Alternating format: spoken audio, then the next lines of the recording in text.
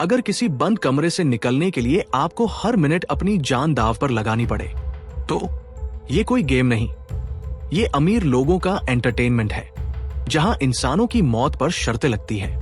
आज की कहानी एक ऐसी लड़की की है जो बचने आई थी, लेकिन असल में सबसे खतरनाक वही निकली। कहानी की शुरुआत में हमें एक बेहद रहस्यमयी और खतरनाक कंपनी के बारे में बताया जाता है। ये कंपनी बाहर से तो एक एंटरटेनमेंट गेम कंपनी लगती है, लेकिन असल में ये लोगों को धोखे से फंसाकर उन्हें ऐसे कमरों में बंद कर देती है जहां से बाहर निकलना लगभग नामुमकिन होता है। इन कमरों को एस्केप रूम कहा जाता है, लेकिन ये कोई आम गेम नहीं होते। ये कमरे पूरी तरह जानलेवा होते हैं। हर कमरे में कुछ पहेलियां छुपी होती है, और अगर कोई इंसान समय रहते इन पहेलियों को सुलझा नहीं पाता तो उसकी मौत तय होती है। ये खतरनाक खेल आम लोगों के लिए नहीं बनाए जाते, बल्कि अमीर और ताकतवर लोग इसके पीछे होते हैं। वो लोग इन खेलों को दूर बैठकर देखते हैं, खिलाड़ियों की जिंदगी पर शर्तें लगाते हैं और किसी की मौत को भी एक एंटरटेनमेंट की तरह एंजॉय करते हैं। कुछ समय पहले इसी कंपनी ने एक ऐसा ही एस्केप रूम बनाया था जिसमें कुछ लोग फंस गए थे। उस गेम से सिर्फ 2 लोग जिंदा बाहर निकल पाए थे। उन्हीं में से एक लड़की थी जिसका नाम जोई था। इस दर्दनाक अनुभव के बाद जोई ने कसम खा ली थी कि वो इस कंपनी के काले सच को पूरी दुनिया के सामने लाकर रहेगी और इन जानलेवा खेलों को हमेशा के लिए बंद करवाएगी। इसके बाद कहानी हमें एक ऐसे आदमी से मिलवाती है जो इसी कंपनी के लिए काम करता है। वही इंसान इन खतरनाक एस्केप्स को डिजाइन करता है और बनाता है। बाहर से देखने पर वो एक आम इंसान लगता है, लेकिन असल में वही मौत के इन जालों का असली वास्तुकार होता है। उस आदमी की एक पत्नी और एक छोटी बेटी भी होती है। उसकी बेटी का नाम क्लेयर होता है। उसकी पत्नी को शुरू से ही उसके इस काम से नफरत होती है। वो बार बार उसे समझाने की कोशिश करती है कि ये काम गलत है और इसका असर उनकी बेटी की जिंदगी पर भी पड़ेगा। एक दिन उसकी पत्नी साफ शब्दों में कह देती है, मैं अब और ये सब बर्दाश्त नहीं कर सकती। मैं तुमसे तलाक चाहती हूँ और अपनी बेटी को अपने साथ लेकर जा रही हूँ। लेकिन वो आदमी बहुत ठंडे और बेरहम लहजे में कहता है, अभी मैं बहुत बिजी हूं, शांति से सोचो, हम बाद में इस पर बात करेंगे। इतना कहकर वो उसे टाल देता है। कुछ देर बाद उसकी पत्नी नहाकर एक कमरे में जाकर बैठ जाती है। तभी अचानक उस कमरे का दरवाजा अपने आप बंद हो जाता है और सामने से लोहे की 3 मोटी रॉड्स दरवाजे को पूरी तरह लॉक कर देती है। उसी पल वो महिला समझ जाती है कि ये कोई हादसा नहीं है, बल्कि उसका पति ही उसे इस जानलेवा एस्केप रूम में फंसा चुका है। धीरे धीरे कमरे का तापमान बढ़ने लगता है। पहले हल्की गर्मी, फिर तेज गर्मी, और कुछ ही मिनटों में कमरे की हवा जलने लगती है। वो घबराकर दरवाजा खोलने के लिए चिल्लाती है, मदद मांगती है, लेकिन बाहर से कोई जवाब नहीं आता। तभी उसकी नजर दीवार पर उभरती एक पहेली पर पड़ती है। उस पहेली का जवाब होता है पत्थर। वो कमरे में पड़े अलग अलग पत्थरों को ध्यान से देखती है। तभी उसे समझ आता है कि उन पत्थरों पर छुपे हुए संकेतों की मदद से उसे दरवाजे पर लगी लोहे की रॉड्स को हटाना है। वो पूरी ताकत लगाकर एक एक करके रॉड्स हटाने लगती है, लेकिन जैसे जैसे समय बीतता है कमरे का तापमान और भी ज्यादा बढ़ता जाता है। कुछ ही देर में तापमान 240 डिग्री से भी ऊपर पहुंच जाता है। तेज गर्मी की वजह से उसकी त्वचा जलने लगती है, सांस लेना मुश्किल हो जाता है। वो आखिरी रॉड हटाने ही वाली होती है, लेकिन तभी शरीर जवाब दे देता है। अत्यधिक गर्मी के कारण वहीं उसी कमरे में उसकी दर्दनाक मौत हो जाती है। और यहीं से हमें साफ समझ आ जाता है कि इस कंपनी के लिए इंसानी रिश्तों, प्यार और जिंदगी की कोई कीमत नहीं है। उनके लिए हर इंसान बस एक मोहरा है, एक खेल का हिस्सा। कुछ साल बीत चुके होते हैं। अब हम देखते हैं कि जोई और बेन की जिंदगी आगे बढ़ चुकी है। जिस क्लेयर को हम पहले मरा हुआ समझते थे, असल में उसकी मौत नहीं हुई थी। वो जिंदा थी, लेकिन आजाद नहीं। क्लेयर को एक कमरे में कैद करके रखा गया था। वजह साफ थी, वो अपने पिता की तरह ही एस्केप रूम डिजाइन करने में बेहद माहिर हो चुकी थी। उसका पिता, जो खुद इस खतरनाक खेल का मास्टरमाइंड था, उसी से नए और ज्यादा जानलेवा एस्केप रूम बनवाता था। लेकिन उसके पिता के दिल में एक बात का गुस्सा आज भी भरा हुआ था। कुछ लोग उसके बनाए हुए गेम से जिंदा बच निकले थे और यही बात उसे बर्दाश्त नहीं थी। इस बार उसने तय किया कि खेल पहले से भी ज्यादा खतरनाक होगा। वो जोई के लिए एक ऐसा एस्केप रूम तैयार करता है जो एक जहाज के अंदर बनाया गया था। उसे पता था कि जोई न्यूयॉर्क आने वाली है और वो जहाज के रास्ते ही आएगी। उधर जोई और उसका दोस्त एयरपोर्ट पहुंचते हैं। उनका मकसद साफ था, उस कंपनी का पर्दाफाश करना जो लोगों को इन जानलेवा खेलों में फंसाती है। लेकिन तभी जोई को कुछ अजीब सा महसूस होता है। उसे लगता है कि यहाँ कुछ ठीक नहीं है। वो फ्लाइट से जाने से मना कर देती है। यही फैसला उनकी जान बचा लेता है। अब दोनों गाड़ी से न्यूयॉर्क के लिए निकलते हैं। रास्ते में वो एक होटल में रात बिताते हैं। इसी दौरान जोई के दोस्त को एक डरावना सपना आता है। उसे लगता है कि वो फिर से किसी एस्केप रूम में फंसा हुआ है, लेकिन ये सिर्फ एक बुरा सपना होता है।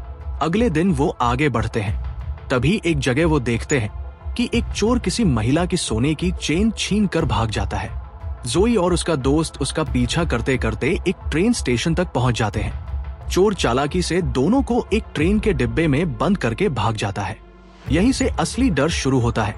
ट्रेन के उस डिब्बे में सिर्फ 6 लोग बैठे होते हैं। जोई जब ड्राइवर के केबिन को चेक करने जाती है तो वहां भी कोई नहीं होता। दरवाजा बंद होता है। थोड़ी ही देर में पता चलता है कि उनका डिब्बा बाकी ट्रेन से अलग होकर किसी और दिशा में जा रहा है। सभी घबरा जाते हैं। ट्रेन आखिरकार एक सुनसान सुरंग में जाकर रुक जाती है। एक दोस्त दरवाजा खोलने की कोशिश करता है, लेकिन दरवाजा पूरी तरह सील होता है। अब जोई को सच्चाई समझ में आ जाती है। वो कंपनी उन्हें ढूंढ चुकी है और ये सब एक नया एस्केप रूम है। सबसे चौंकाने वाली बात ये होती है कि ट्रेन में बैठे बाकी 4 लोग भी पहले इस जानलेवा गेम को जीत चुके थे। मतलब ये चैंपियंस का एस्केप रूम था। अचानक मशीनों के जरिए पूरी ट्रेन में करंट फैला दिया जाता है। अब कोई भी लोहे की चीज को छू नहीं सकता, वरना मौत तय है। एक लड़की को सीट के नीचे एक बैग मिलता है। उस बैग में औजार और दरवाजा खोलने वाला एक हैंडल होता है। उसी हैंडल से वो ड्राइवर के केबिन का दरवाजा खोल देती है। अंदर उन्हें एक टोकन मशीन मिलती है। मशीन पर लिखा होता है, गलतियों को पहचानो। वो ट्रेन में लगे पोस्टर्स देखते हैं। उनमें जानबूझकर कुछ स्पेलिंग मिस्टेक्स की गई होती है। सभी मिलकर उन गलतियों को ढूंढने लगते हैं। जोई नोटिस करती है कि ट्रेन के ऊपर कुल 26 सैंडल्स लगे हुए हैं और इंग्लिश अल्फाबेट में भी 26 अक्षर होते हैं। इसका मतलब साफ था, जो अक्षर गायब है उन्हीं से जुड़े हैंडल्स को खींचना होगा। बैग में एक मोटा रबर का टुकड़ा भी मिलता है। वो उसे काटकर अपने हाथों में बांध लेते हैं ताकि करंट से बचते हुए लोहे के हैंडल्स को खींच सके। हर सही हैंडल खींचने पर मशीन से एक टोकन बाहर आता है, जिसे टोकन मशीन में डालना होता है। धीरे धीरे जोन बढ़ते जाते हैं और खतरा भी। आखिरकार एक लड़के को आखिरी गायब अक्षर मिल जाता है, लेकिन इससे पहले कि वो सबको बताए, वो गलती से एक लोहे की पाइप पकड़ लेता है। करंट लगते ही उसकी वहीं मौत हो जाती है। ये सीन सभी को हिला देता है। जोई समझ जाती है कि आखिरी अक्षर कौन सा है। वो बाकी सबको बताती है। जोई का दोस्त जल्दी जल्दी सही हैंडल खींचता है, टोकन मशीन में डालता है। तभी एक सीक्रेट रास्ता खुलता है और इस तरह ये सभी लोग उस खतरनाक एस्केप रूम से किसी तरह अपनी जान बचाकर बाहर निकल जाते हैं। लेकिन तभी अचानक वो सभी एक ऐसी लिफ्ट में पहुंच जाते हैं जो उन्हें जमीन के बहुत नीचे ले जा रही होती है। जैसे ही लिफ्ट रुकती है, सब लोग एक दूसरे से अपना परिचय देते हैं। उनमें एक लड़का प्रीस्ट होता है, एक लड़की जोई, एक राइटर लड़की और एक नर्स भी उनके साथ होती है। लिफ्ट से बाहर निकलते ही वो सभी खुद को एक बहुत बड़े एस्केप रूम में पाते हैं। सामने एक दरवाजा होता है और उन्हें वहां तक पहुंचना होता है। लेकिन बिना सोचे समझे राइटर लड़की जमीन पर एक टाइल पर पैर रख देती है। बस इतना होते ही पूरे कमरे में लेजर एक्टिव हो जाते हैं। हालांकि किस्मत अच्छी थी कि उस वक्त कोई मारा नहीं जाता।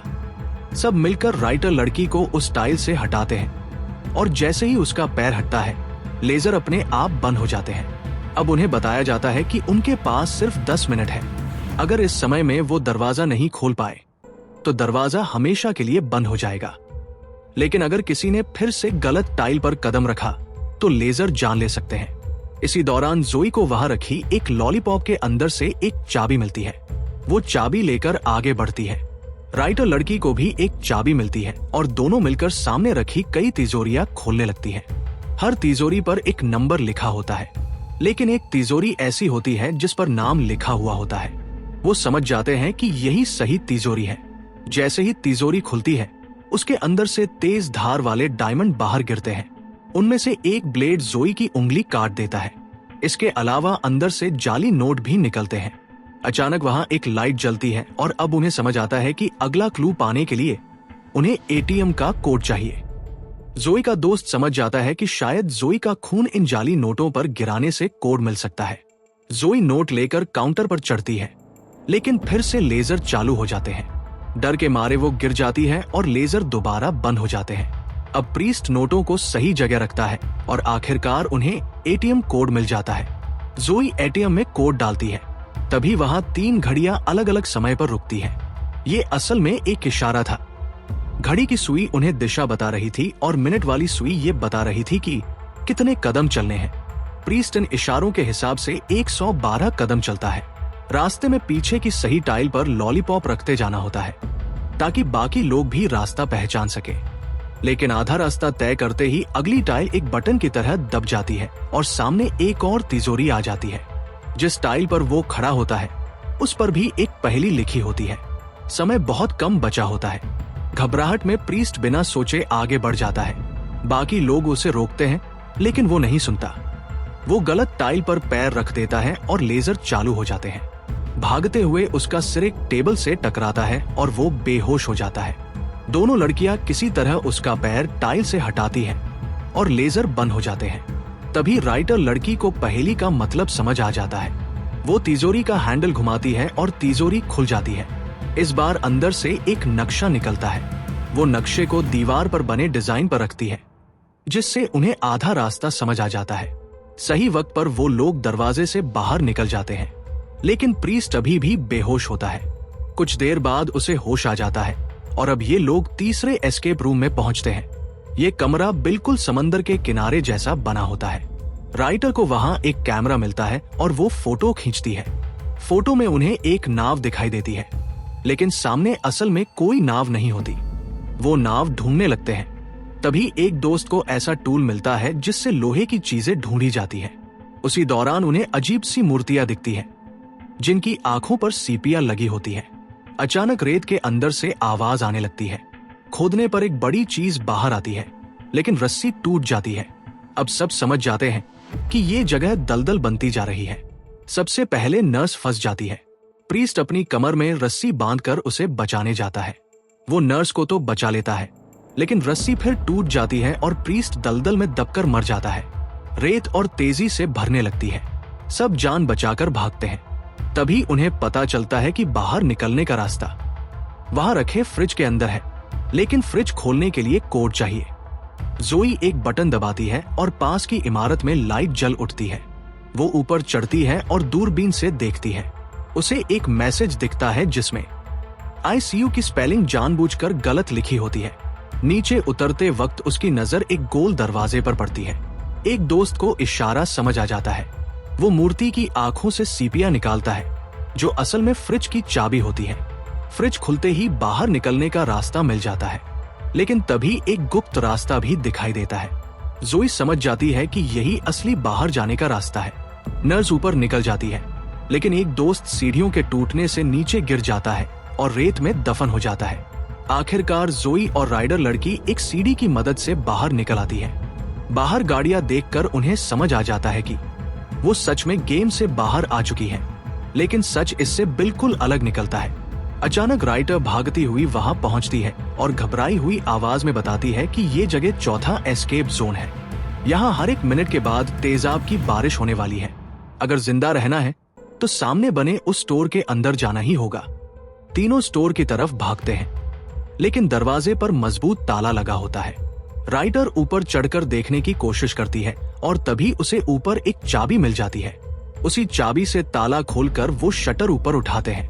अंदर जाकर देखते हैं कि स्टोर के सामने ही 2 और बंद दरवाजे लगे हुए हैं। उसी पल टाइमर खत्म होता है और ऊपर से तेजाब की बारिश शुरू हो जाती है। तभी तीनों के ऊपर एक सुरक्षात्मक कवर आ जाता है, जिसकी वजह से वो बाल बाल बच जाते हैं। बारिश रुकते ही फिर से 1 मिनट का नया टाइमर चालू हो जाता है। तभी अचानक एक फोन बॉक्स के अंदर रखा फोन बजने लगता है, लेकिन उस बॉक्स पर भी ताला लगा होता है। जोई समझदारी से कहती है कि अगर हम तेजाब को किसी बर्तन में इकट्ठा कर लें, तो उसी से ताला पिघलाया जा सकता है। ये सुनते ही नर्स ऐसी चीज ढूंढने लगती है जो तेजाब में आसानी से न जले। काफी तलाश के बाद उसे एक मजबूत बोतल मिल जाती है। टाइम खत्म होते ही बारिश फिर से शुरू हो जाती है। तीनों उस बोतल को वहीं रखकर कवर के नीचे खड़े हो जाते हैं। बारिश रुकते ही बोतल में जमा तेजाब से वो फोन बॉक्स का ताला पिघला देते हैं और दरवाजा खोल देते हैं। जोई फोन उठाती है, लेकिन दूसरी तरफ से कोई आवाज नहीं आती। तभी दीवार पर लगे पोस्टर को देखकर उसे एक इशारा मिलता है। वो समझ जाती है कि पास में खड़ी कार ही अगला क्लू है। वो कार के पास जाकर जांच पड़ताल करती है, लेकिन कार का दरवाजा भी लॉक होता है। तभी फिर से टाइमर खत्म होता है और तेजाब की बारिश शुरू हो जाती है। इस बार लड़कियों के पास एक छाता होता है, जिसे वो जोई को दे देती है। उसी छाते की मदद से जोई खुद को जलने से बचा लेती है। इसी बीच जोई पोस्टर में कुछ अजीब सा नोटिस करती है और नर्स से कहती है कि इस बार फोन को बजने देना, तुरंत मत उठाना। नर्स वैसा ही करती है और तभी कार का दरवाजा अपने आप खुल जाता है। जोई फुर्ती से दौड़कर कार के अंदर बैठ जाती है। बारिश थमने के बाद बाकी दोनों लड़कियां भी कार में जाने की कोशिश करती हैं, लेकिन तब तक दरवाजा दोबारा लॉक हो चुका होता है। उधर फोन बॉक्स का दरवाजा भी अपने आप बंद हो जाता है और ऊपर लगा कवर भी अंदर चला जाता है। अब उनके पास बचने का कोई रास्ता नहीं बचता। जैसे ही तेजाब की बारिश फिर से शुरू होती है, दोनों लड़कियां दर्दनाक तरीके से जलकर मर जाती हैं। ये भयानक मंजर देखकर जोई जोर जोर से चिल्लाने लगती है, क्योंकि वह चाहकर भी उन्हें बचा नहीं पाती। और तभी अचानक उसके नीचे वाली सीट खुल जाती है और जोई नीचे गिर जाती है। उधर एस्केप रूम बनाने वाले यानी क्लियर के डैड को गड़बड़ लगती है, क्योंकि इस आखिरी एस्केप रूम में जोई को आना था। वो वहां नहीं आई बल्कि कहीं और ही चली गई। तो वो समझ जाता है कि जरूर मेरी बेटी क्लियर ने ही जोई को बचाने के लिए ये गड़बड़ की है।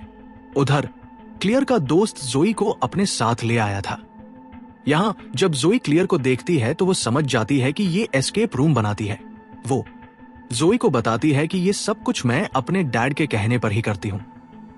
जब से मेरी माँ की मौत हुई है, मेरे डैड ने मुझे यही इस कमरे में कैद कर दिया है।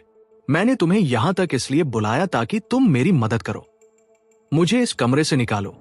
लेकिन जोई कहती है, मुझे तुम पर भरोसा नहीं है, मैं तुम्हारी मदद क्यों करूं?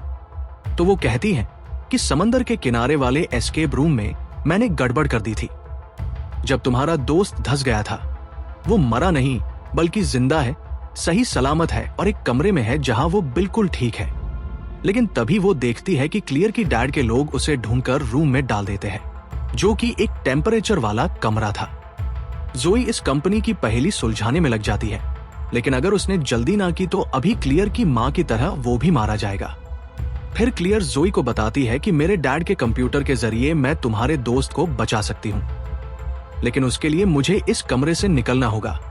जोई क्लियर को बाहर निकालने के लिए दीवार पर बनी पहेली सुलझाने लगती है, लेकिन हर सेकंड के साथ वो बदल रही थी तो उसे सुलझाना नामुमकिन था। क्लियर बताती है कि मेरे डैड ने कहा था कि मैं कभी भी खुद से इस पहेली को नहीं सुलझा पाऊंगी। तब जोई एक ऐसी जगह जाकर खड़ी हो जाती है जहां से क्लियर ना देख पाए। तब साइड से उसे देखने पर एक कोड मिलता है जिसके जरिए दरवाजा खोल लेते हैं और क्लियर बाहर आ जाती है। लेकिन तभी क्लियर के डैड घर आ जाते हैं और अपनी बेटी का गला दबाने लगते हैं, लेकिन वो अपने डैड को धक्का देकर उसी कमरे में बंद कर देती है जिसमें वो खुद बंद थी।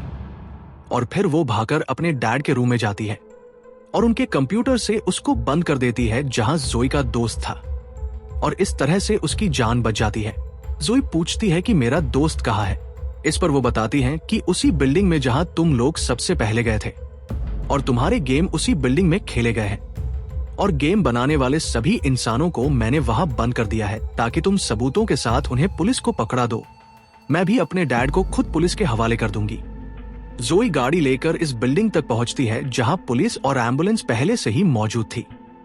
गेम में मरने वालों की लाशें निकाली गई थी और गेम कंट्रोल करने वालों को भी पुलिस ने गिरफ्तार कर लिया था। जोई को भी उसका दोस्त मिल जाता है। उसके बाद क्लियर अपने डैड के पास आती है और अब हम यहाँ क्लियर का असली चेहरा देख पाते हैं कि वो कितनी खतरनाक है। वो असल में बचपन से ही पागल है, उसे बुरी आदतें पड़ गई थी। इसे दूसरों को चोट पहुंचाना, सबके साथ बुरा सलूक करना और भी बहुत कुछ। लेकिन उसकी माँ उसे सुधारने के लिए एक मेंटल हॉस्पिटल में भेजने वाली थी, इसीलिए उसने अपनी माँ को उस एस्केप रूम में फंसा कर मार दिया। जी हाँ, उसे क्लियर नहीं मारा था, जिसके बाद अब वो यहाँ अपने डैड को भी मार देती है ताकि वो और ज्यादा खतरनाक एस्केप रूम बनाए और उसकी तारीफ हो। शुरू से ही काफी मासूम बनने की कोशिश कर रही थी, लेकिन वो इतनी पागल थी कि अपने माँ बाप को ही मार दिया और इसी के साथ ये फिल्म यहीं पर खत्म हो जाती है। हर वो इंसान जो मदद मांगता है, जरूरी नहीं कि वो पीड़ित ही हो। कभी कभी सबसे शांत चेहरा ही सबसे बड़ा खतरा बन सकता है। इसलिए भरोसा करने से पहले सच्चाई को पहचानना बहुत जरूरी है।